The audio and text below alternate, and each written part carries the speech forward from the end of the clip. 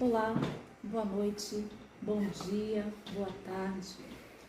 Nós não sabemos que horas você vai ver esse vídeo, mas você está no canal da Missão Ressignificar, gerando uma história de transformação genuína à luz da palavra.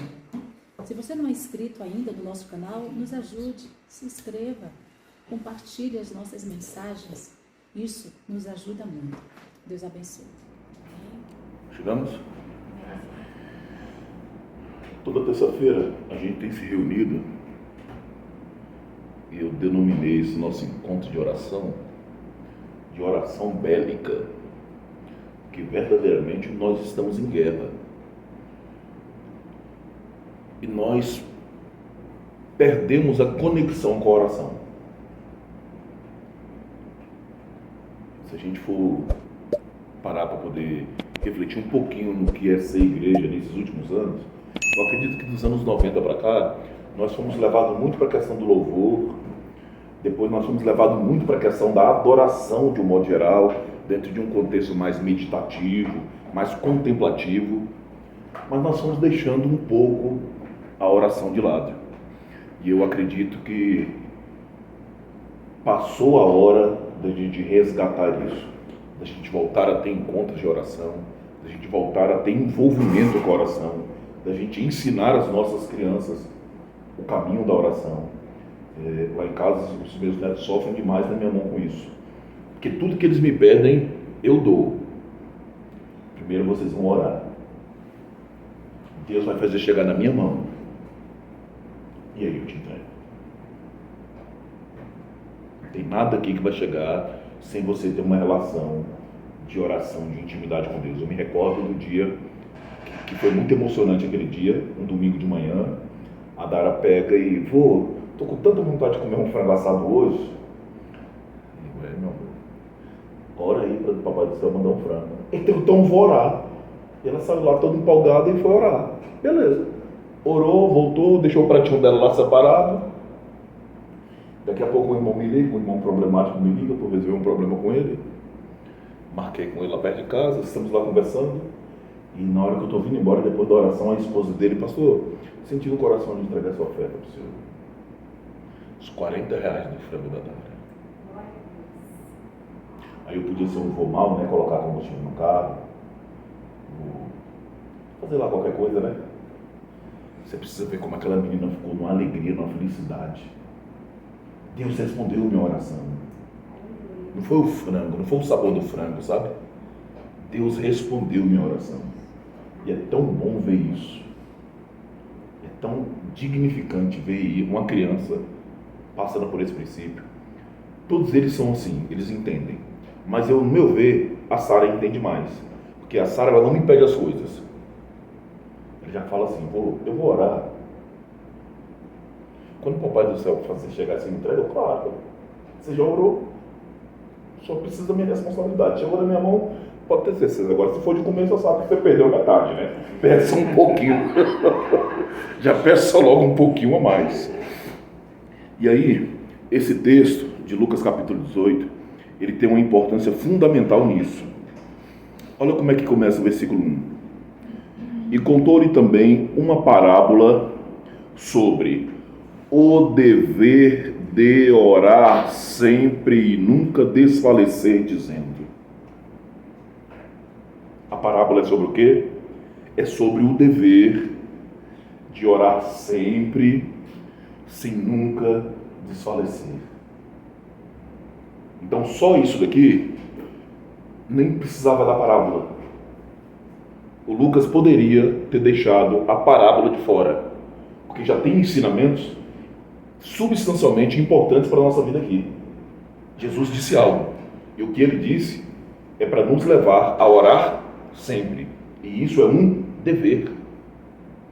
E tem um detalhe, existe a possibilidade de você orar por uma coisa agora e Deus te dá a resposta dessa oração agora, como ontem. estava precisando de um milagre de milhões, com uma corda no pescoço.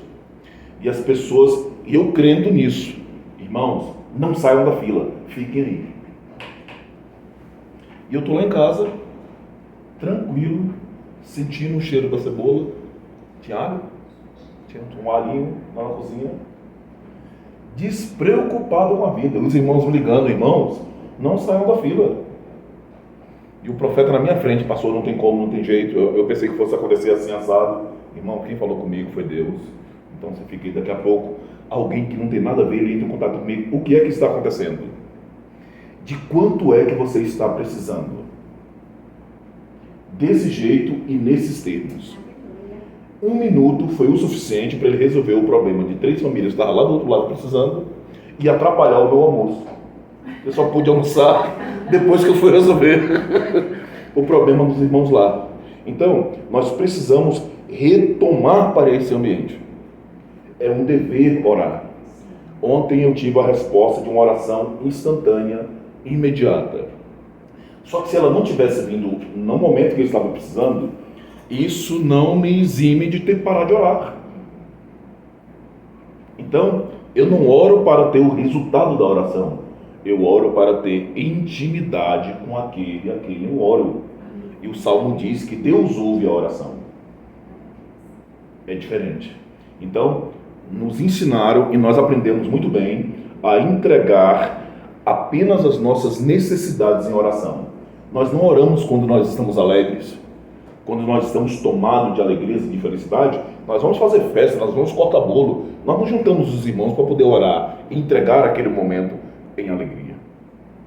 Agora, quando o bicho aperta, quando a areia quente começa a queimar a sola dos pés, a gente recorre ao ambiente de oração até o momento que aquela situação é resolvida. Então, vou repetir. O dever de orar sempre e nunca desfalecer. Está doendo, mas também está doendo, orando. Está tudo difícil, os ombros estão pesados, orando. E quem olha na alegria e na certeza de que não é porque vai acontecer, eu estou orando. A dinâmica extraordinária da oração é o simples fato de orar, e tão somente orar. Aí o texto segue dizendo: havia numa cidade um certo juiz que nem a Deus temia, nem respeitava homem algum. Havia também naquela mesma cidade uma certa... Espera lá. O texto está dizendo, começando, que tem um juiz. Por que o Senhor está apontando primeiro o juiz para depois falar da viúva? É isso. Por que juiz? Ele que tem que julgar a causa que tem necessidade. E por que essa causa chegou na mão dele? Porque alguém... Não. Nós temos um problema gravíssimo aqui. É esse o ponto. A viúva. A mulher é viúva. Quem tem que cuidar dos órfãos das viúvas? Por que essa causa foi parar na mão do juiz? A igreja tem sido negligente. É falha da igreja. É falha minha, é falha sua como igreja. E aí, eu até lembro de um contexto de uns tempos atrás, que uma determinada pessoa chegou por isso falando que naquela comarca, 70%, 80% de todas as causas que tinham ali era de crentes brigando contra crente. Olha, o Edson me deu um tapa. O juiz deveria escrever assim: irmão, segundo o que está escrito aí na Bíblia que você segue, quando o Edson te bateu na face, você deveria oferecer a outra. Causa encerrada, próximo. Nós precisamos dar um jeito de resolver isso aqui entre nós. Então, o juiz não teme a Deus, e a igreja que deveria estar dando um bom exemplo para esse juiz, já que ele não teme a Deus e que ele não respeita homem nenhum, tem piorado a situação, porque ele está vendo que o olhar dele pode ser uma questão social, econômica, não sei qual foi a estrutura que fez com que essa mulher, mas essa mulher não tem um amparo do Deus a quem aquele juiz não tem. Sim, esse Deus de vocês é isso daí mesmo. Eu tenho uma viúva aqui que me atesta isso.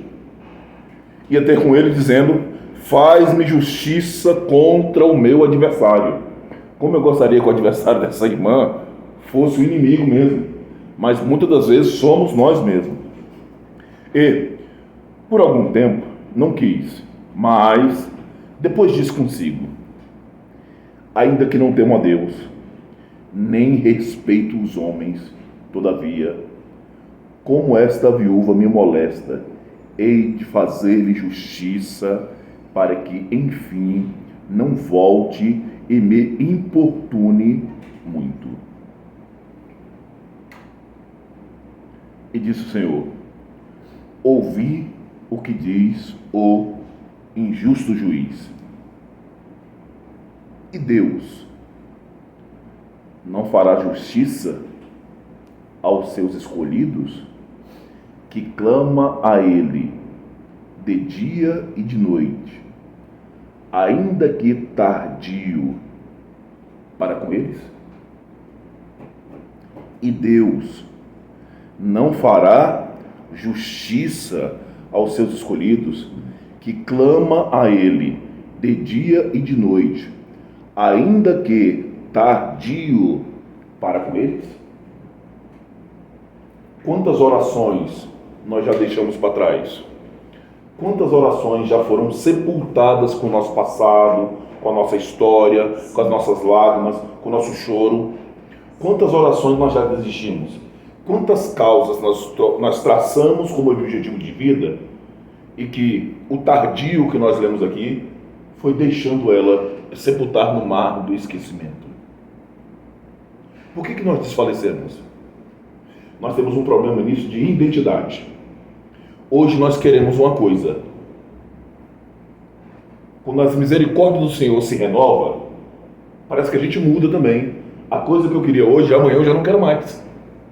Eu queria de tal cor, mas aí o dia amanheceu, não, essa cor já não me agrada mais. Eu tenho um problema com a minha identidade. Então, como a minha vida de oração ela é muito débil, eu não consigo me relacionar bem com Deus para que Ele revele a mim a minha identidade. Sofro disso. Segundo ponto, nós pedimos coisas supérfluas e efêmeras. As coisas que nós pedimos em nada glorifica o reino, em nada glorifica Deus, em nada vai fazer com que o nome do Senhor seja conhecido, reconhecido, temido, louvado e por aí vai. Como o texto do Diabo diz, nós pedimos só para o nosso próprio deleite. Por isso que nós esquecemos disso com muita facilidade. Nós não precisamos levantar campanhas para poder orar pela paz, para poder orar por tantas questões relacionadas à fome espalhada pelo mundo. E tem uma tonelada de outras causas sociais que a gente não precisa nem de uma ordenança, de uma pastoral, ou ser membro de uma igreja para a gente nos preocupar com essas questões. Mas por que essas questões só agora, só em determinado momento, e a gente vai desfalecendo com elas pouco a pouco? Às vezes, dentro do que eu penso ser a ironia de Deus, Deus gosta tanto de me ver orando, que Ele não me atende, só para não me perder nas madrugadas orando com Ele, sabe? E eu tenho essa sensação de mim mesmo. E, cara, Deus gosta tanto de mim, gosta tanto de me ver orando. E eu acredito que dentro de mim tem isso, sabe? Porque hoje eu preciso de coisas que eu não tenho. E eu para estar 3 horas da manhã acordar de madrugada orando, é fácil. Mas aí um dia desses eu estava pensando: Senhor, eu falo tanto que eu queria ter um quarto para poder orar e ter condições de estar tranquilo, sem a televisão, sem daqui a pouco os meninos estar descendo. Será? Será? Lá em Malibu, na beira da praia, aquele quarto com aquele vidrão assim, ó. Quando der 3 horas da manhã, eu olho para aquela onda lá, ó. Oh, glória! Vou nem lembrar que Deus existe, rapaz. Que venha Deus! Ei, seu Adão passando sufoco, precisando de oração, e eu, seu Adão, rapaz, já ouvi esse nome em algum lugar, rapadura, sei nem quem é mais. Sabe, esqueci. Então, dentro desse ponto da ironia de Deus, esse tardio se relaciona a isso. Porque talvez, se eu não passe por isso, eu não ore, eu não cresça, eu não me desenvolva, eu não revelo a identidade de Deus em mim. Então, é tardio. só ao meu ver, porque em Deus está tudo no seu tempo. Em Deus, tudo no seu controle. Digo-vos que depressa lhes fará justiça. Então, a oração caminha para uma realidade de justiça. E sejamos francos e honestos. Nós sabemos lidar com a justiça de Deus? Vamos lembrar do Zaqueu. Quando o santo chegou na casa do pecador e está comendo, o próprio Zaqueu, Senhor, se eu defraudei alguém, eu preciso restituir. Então a conversão de Zaqueu se dá, ao meu ver, desse ponto. Ele entendeu que aquela vida não dá mais certo, mas que tem coisas do passado dele que necessitam ser reparadas, corrigidas, como o próprio termo vai, ele precisa ressarcir aquele contexto. E ele usa a palavra se. Eu não estou dizendo que eu defraudei alguém. Ele carrega com a realidade de justiça.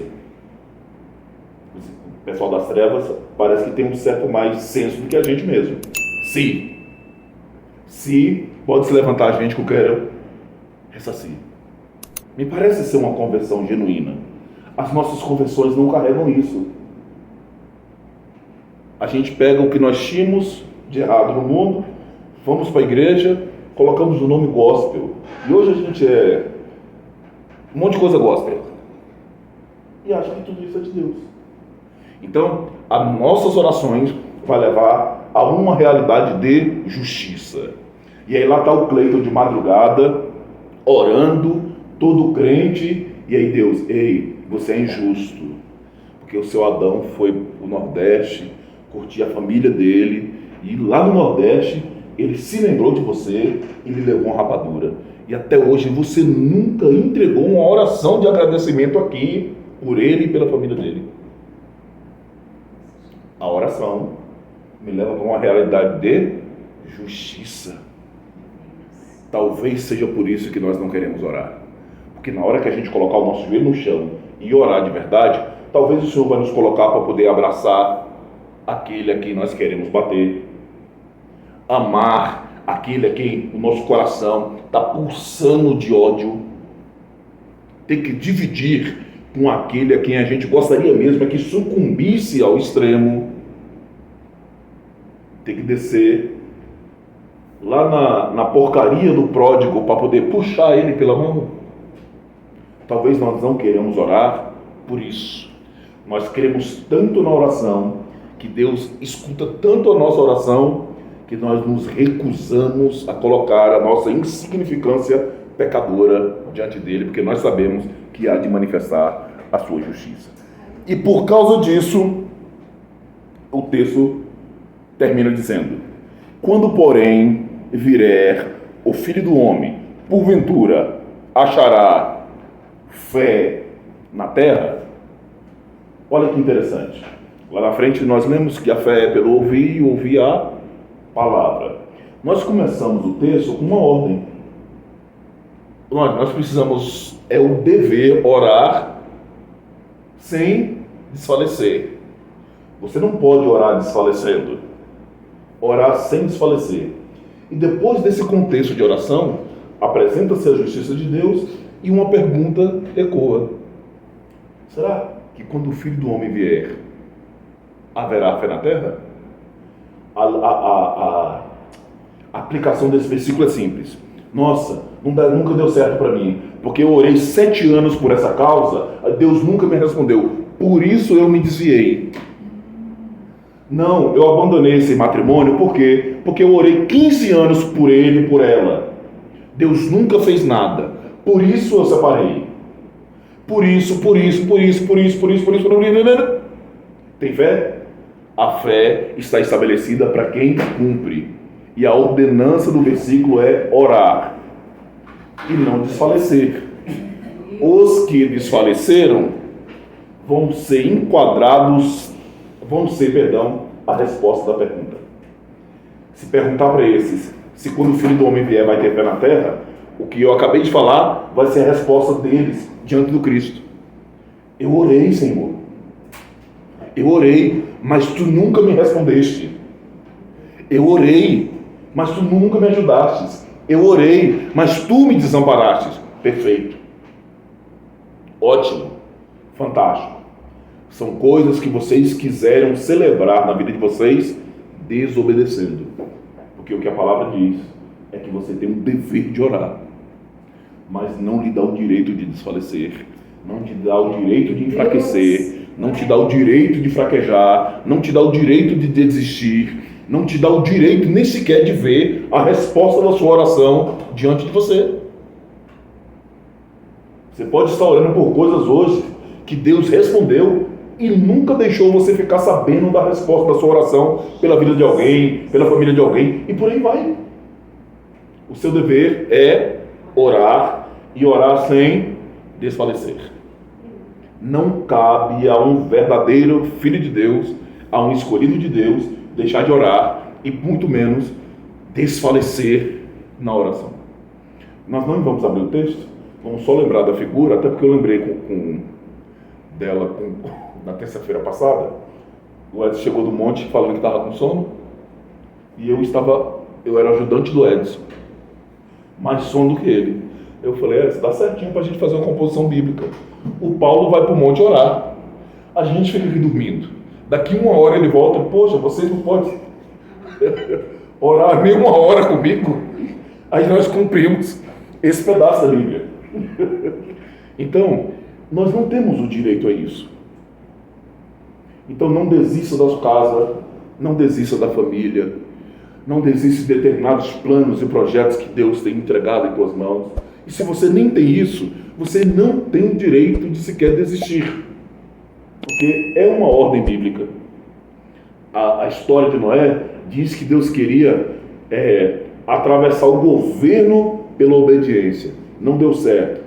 Deus disse para Noé sair ele, a esposa e os filhos. Noé resolveu fazer do jeito dele, não deu certo. A história de Eli diz que Deus queria transferir o sacerdócio pela obediência. Como eu gosto de falar, Eli comia da ponta do garfo dos filhos. Minha mãe era uma mulher mais justa e honesta que Eli. Eu me recordo disso até hoje. Nós estávamos passando uma fome gigantesca em casa, sem nada para poder comer. Eu chego no orelhão e encontro um monte de dinheiro. Volto para casa numa felicidade fora do comum. Minha mãe falou, você vai voltar, vai ficar sentado lá perto do lugar onde você achou o dinheiro. O dono de um dinheiro vai chegar e vai perguntar se porventura você não encontrou o dinheiro lá. Para essa pessoa você vai devolver o dinheiro. E você volte que eu vou te dar uma surra para você nunca mais pegar nada que você encontrar pela rua. Lavava o leite 9 horas da manhã, sol quente, perto do orelhão. Lá para as 4 horas da tarde chega a dona Wanda. Ô meu filho, você não viu um dinheirinho jogado por aqui não? Eu vi sim, senhora, tá aqui. Eu quero dinheiro como remédio. Você só não sabe que ele ia virar sardinha agora. Entregar o dinheiro foi fácil, mas o orelhão estava bem na reta da porta de casa. Eu ficava olhando aquela negona da mão pesada. Então minha mãe não concordava com essas coisas. Minha mãe não aceitava eu chegar em casa com caneta. Quem foi te dar essa caneta? Mãe, fulano me deu na escola. Perfeito, vamos lá falar com fulano, que eu quero que a fulana me leve para o pai, que eu quero saber se o pai autorizou ele te dar essa caneta. Você é menino, você não tem direito a essas coisas, rapaz. Eu já adulto, Feira dos Importados era ali onde era a estação do metrô, aqui na rodoviária.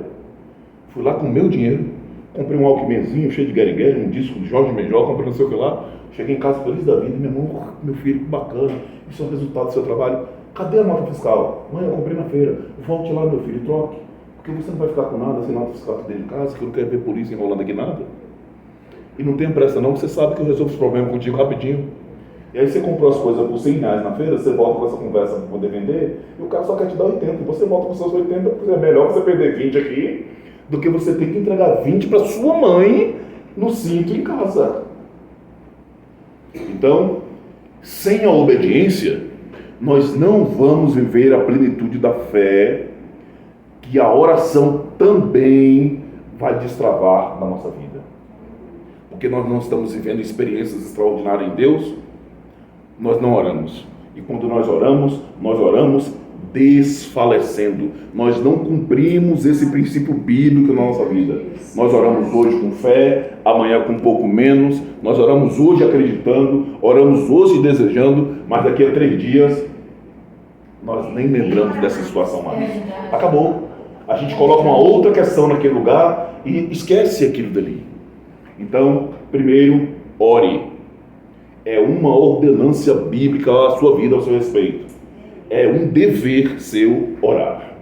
Segundo, essa oração não pode ser de qualquer jeito. Ela não lhe dá o direito de desfalecer. Quando o Filho do Homem vier, vai encontrar fé na terra? Sim, a fé da Wagner vai estar viva. Aleluia! Sim, a fé do seu Adão vai estar Glória viva. a Deus. Sim, a fé da Dislene vai estar viva. A do Luciano, a minha, do Edson, do Miguel. Essa fé vão estar viva porque nós aprendemos e Deus vela pela sua palavra para fazer cumprir. E o que Ele nos ensinou foi que nós devemos orar sem nunca desfalecer. Ele vai encontrar fé na terra sim, que seja de poucos, mas os poucos que Ele vai encontrar são aqueles que tiveram coragem de obedecer o princípio. Pai, nós te louvamos, te agradecemos e bendizemos o seu santo nome. Muito obrigado por mais essa quinta-feira. Muito obrigado, Pai, por mais essa oportunidade de estarmos aqui reunidos com nossos irmãos amigos, com nossos amigos e irmãos, ao redor dessas mesas, dentro desse lugar que é tão teu, dentro dessa casa que é tão tua, Pai. Muito obrigado. Obrigado por cada uma das famílias aqui representadas. Obrigado, Pai, pelo alcance missional que tu tem feito com que essa empresa tenha alcançado na vida de tantos, de perto e de longe. Obrigado, Pai, por destravar na nossa vida chaves, princípios e segredos da oração, que nós possamos aplicar, crescer, desenvolver mais e mais em Ti, para glorificar o Teu santo nome em tudo. Pai, nós agradecemos e glorificamos pela vida da Wagner, por toda a capacidade administrativa que Tu tem colocado nas mãos dela. Nós Te louvamos, Pai, pela Tua sabedoria que Tu tem derramado nela, sabedoria e inteligência espirituais. Nós Te agradecemos pela família dela, pelos filhos, o desenvolvimento, o crescimento que essas crianças têm tido diante de Ti, pelo Teu esposo, o sacerdote na casa, no lar. Nós Te agradecemos pela vida do Edson e a sua casa, a vida do seu Adão e da sua casa, do Luciano, Pai, e da sua casa. E permita, Pai, que essas famílias cada vez mais reunidas em Ti, resgatadas em Ti, santificadas em Ti, Pai, possa mais e mais glorificar o Teu santo nome. O nosso porvir, Pai, é extraordinário porque está em Tuas mãos. O nosso amanhã é estupendo porque está em Ti, sob o Teu controle. Pai, o nosso futuro é um futuro de celebração, é um futuro de honra, é um futuro de obediência, de provisão e de prosperidade, porque o nosso futuro está guardado e consagrado em Ti para enaltecer e glorificar o Teu nome mais e mais. Nós Te agradecemos e Te glorificamos, e é em nome de Jesus, o justo, o nosso fiel advogado, e a Ele honra, glória, hoje e eternamente, e por Ele nós oramos e agradecemos. Amém, amém, amém.